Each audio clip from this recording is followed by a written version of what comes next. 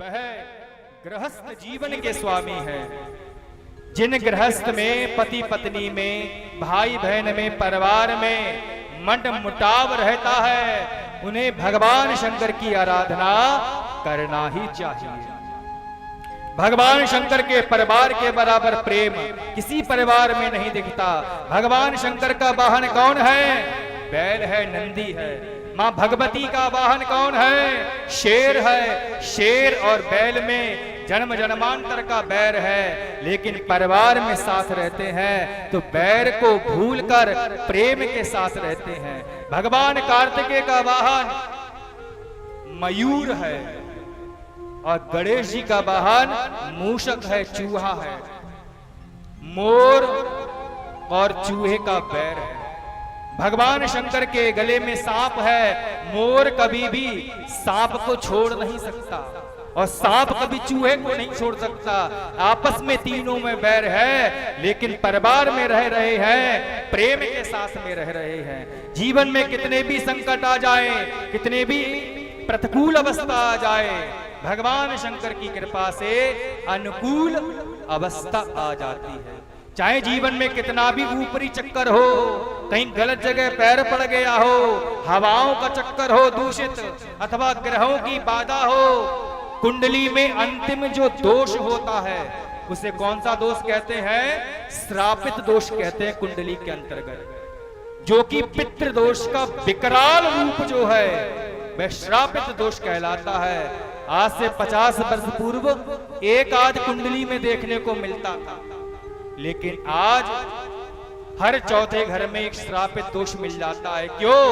श्रापित दोष जो बनता है अपने परिवार, अपने माता पिता, अपने रिश्तेदारों का अपमान करने से, अपने पूर्वजों का सही प्रकार से तर्पण ना करने से, मनमुखी परंपराओं को करने से ये श्रापित दोष बलीभूत होता है।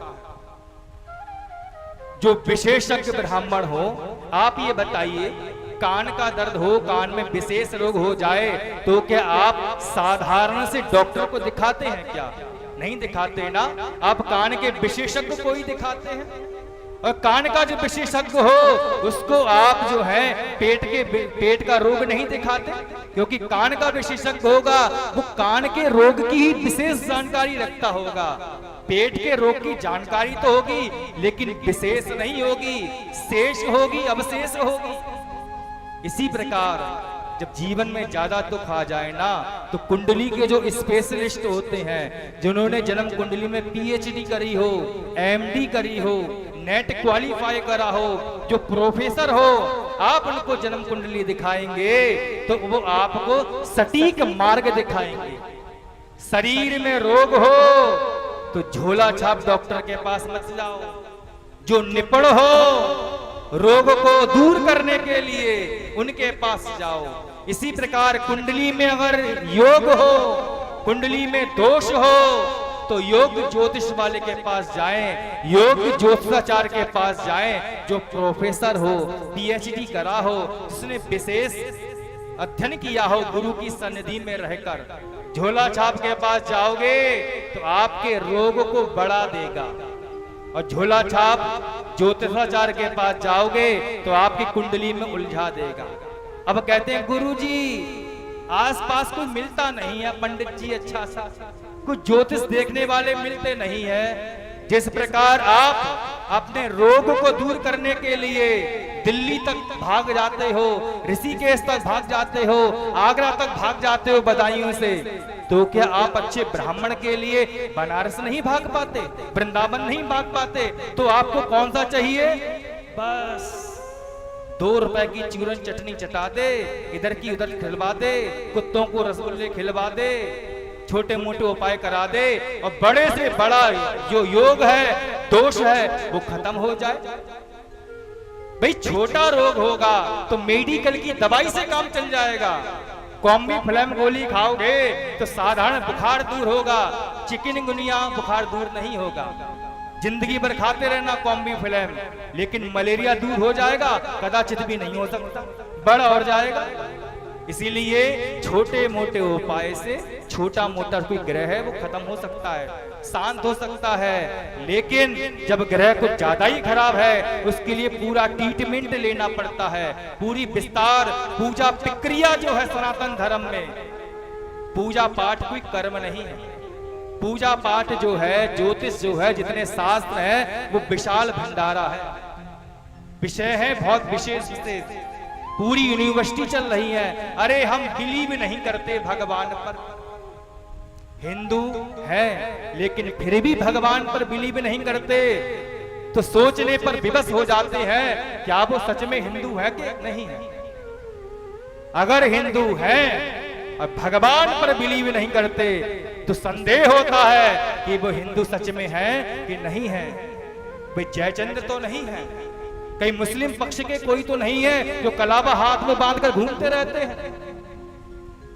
हिंदू धर्म में है तो हिंदू धर्म के ग्रंथों पर, अपने गुरुओं पर विश्वास होना चाहिए। और गुरु कौन है? गुरु ग्रंथ से बड़ा कोई नहीं होता। संसार के गुरुओं पर भरोसा नहीं है, मत हो, लेकिन कृष्णम वंदे जगत गुरु, भगवान को तो गुरु मान सकते हो। अगर भगवान पर भी बिलीव नहीं है तो तुमको अफसोस होना चाहिए, इंसान होने पर तुम इंसान होने के भी लायक नहीं हो। इंसान का जन्म लिया है तो इंसानियत होना चाहिए। जिस कुत्ते को घर पर पालते हैं वो भी जानता है कि जो रोटी खिला रहा है हमारा मालिक वो है। तो जो परमात्मा आपको सुबह से शाम तक प्रकाश दे रहे हैं, खरीदने जाते हो क्या प्रकाश कहीं से? वो सूर्य देव ही तो दे रहे हैं। भगवान पर बिलीव नहीं है, प्रकाश लेना बंद करो। भगवान पर बिलीव नहीं है, वायु लेना बंद करो। भगवान पर बिलीव नहीं है, जल पीना बंद करो।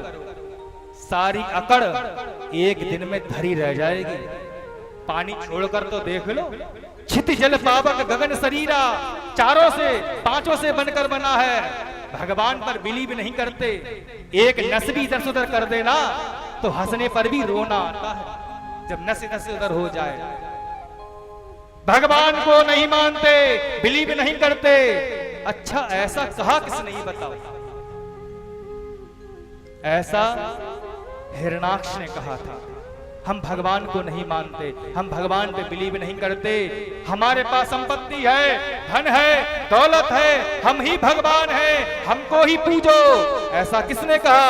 हिरणाक्ष ने कहा, हिरण्यकश्यपु ने कहा, रावण ने कहा, बाणासुर ने कहा और कंस ने कहा। इन सब की दशा क्या हुई? इन सब की दुर्दशा ही हुई। कहने का तात्पर्य, जो भगवान को नहीं मानेगा, अपने मालिक को नहीं मानेगा, अपने मालिक से गद्दारी करेगा, उसको फिर ज्यादा समय भगवान इस धरती पर रहने नहीं देंगे। क्यों? भगवान दयालु हैं, कृपालु हैं, लेकिन सज्जनों के लिए। अगर कृपालु होते, दयालु होते पूर्णतया, तो रावण को क्या कभी मारते? दुष्टों का संहार करते क्या? अहिंसा परमो धर्मा सज्जनों के लिए है, दुर्जनों के लिए नहीं है। अगर अहिंसा परमो धर्म होता, 18 बार महाभारत से भी ज्यादा जन समूह को भगवान श्री कृष्ण कन्हैया मारते नहीं, विनाश नहीं करते। महाभारत जैसे युद्ध को कभी भगवान कृष्ण कन्हैया नहीं कराते। अगर अहिंसा परमो धर्म ही होता, अहिंसा परमो धर्म है किसके लिए? जो धर्म को मानते हैं उनके लिए। जो धर्म को मानते ही नहीं उनके लिए ये नियम नहीं लगता। हर गोली हर किसी को सूटेबल नहीं होती है। इसी प्रकार हर शास्त्र के नियम हर किसी के लिए नहीं है। दक्ष प्रजापति कहने लगा, प्रभु मुझे भी अभिमान था, आपने मेरे अभिमान को चकनाचूर कर दिया। मेरे उस